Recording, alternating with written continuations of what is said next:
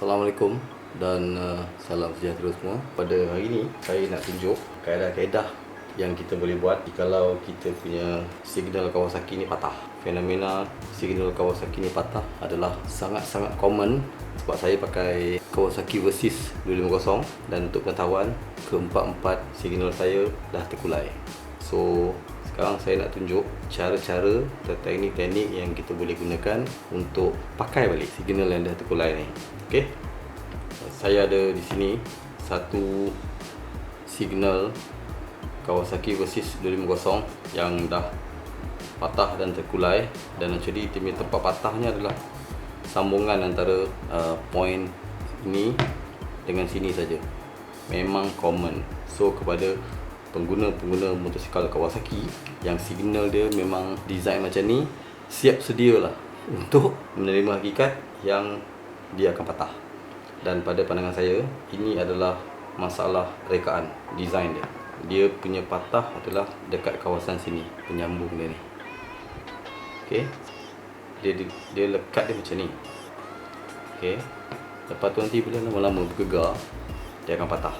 Rekaan Kawasaki ni pada saya memang ampeh lah, sebab ayah saya memiliki motosikal Honda C70 yang dibeli pada tahun 1982 dan signal dia tak pernah patah walaupun dah banyak kali jatuh dan beberapa kali accident. So Kawasaki, kalau anda mendengar apa yang saya cakapkan ni, please improve your design. Part-part dah pernah patah. Okay, so kita teruskan macam mana cara kita nak memperbaiki atau macam mana kita nak pakai balik benda ni. Dan saya ada disclaimer kat sini So saya tak guarantee yang dia akan bertahan selama-lamanya, tapi so far saya dah pakai untuk saya punya motosikal.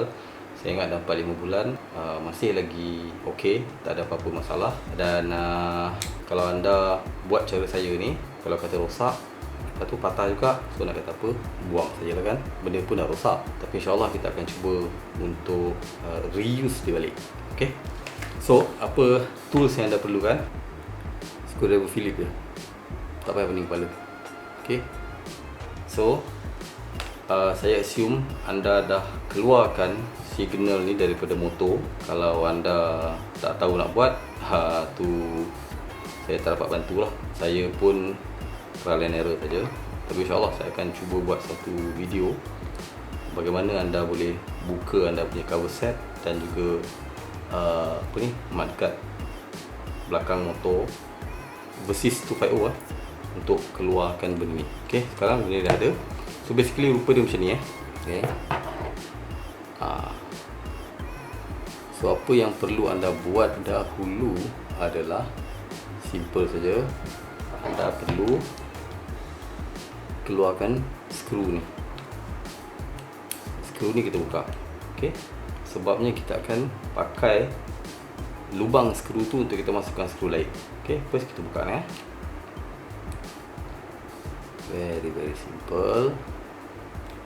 Okay, keluarkan dia. Okay, ni skru dia. Skru ni kalau hilang pun tak apa sebab kita takkan pakai pun skru ni. So make sure dia masih lagi terlekat dengan elok. Kalau anda tak tahu tu, anda tengok macam mana pun, biar dia lekat dengan baik, pasal kita akan pakai balik benda ni. Okay. Selepas kita keluarkan skru ni, di bahagian dalam, kalau anda perasan sini ada satu lagi skru. Okay. Jadi skru ni sebenarnya dia tak ada function apa sangat pun. Dia just nak pegangkan damper ni,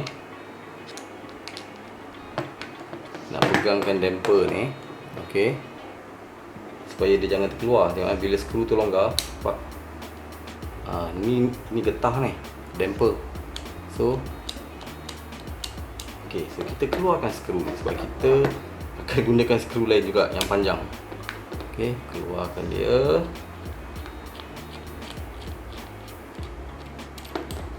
Okay, sama juga ni pun kita tak pakai. Besi dia ni kita biar je dalam ni. Okay, biar je pun, tak ada masalah pun. So make sure jangan terkeluar apa semua. Kalau rasa longgar sangat, anda boleh tipkan dia. Ni saya ada masking tip satu, so kita akan tip sekejap. Tip ni sebenarnya bukan apa, untuk memudahkan kerja kita je. Kita jangan bagi dia terkeluar satu kerja pula. Ini temporary saja.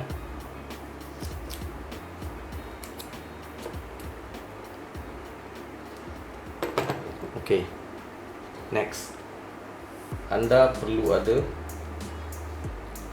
skru macam ni. Tebalnya adalah lebih kurang 43 mm dan panjangnya adalah 50 mm. So simple saja. Apa yang perlu kita buat sekarang ni,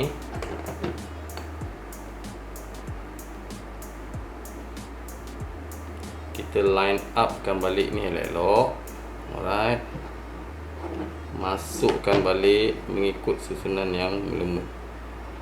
Sebelum kita keluarkan skru tadi, kita bayang saja.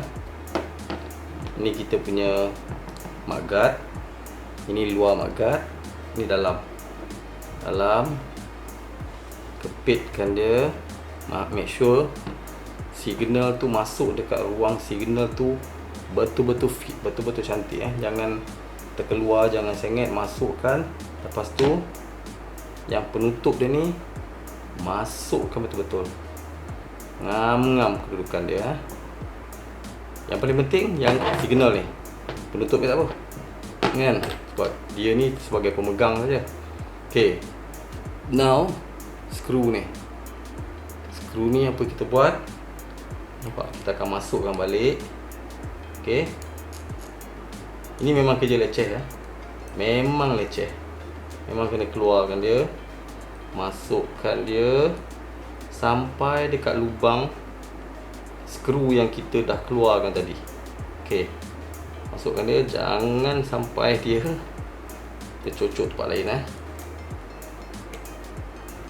Okay, masukkan dia dan kita ikat dia. Alright, ikat sampailah dia masuk securely.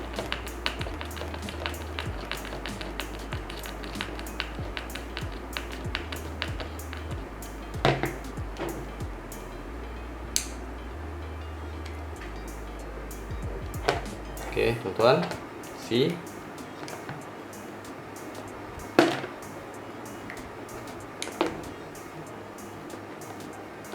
masukkan dia, ikat betul-betul.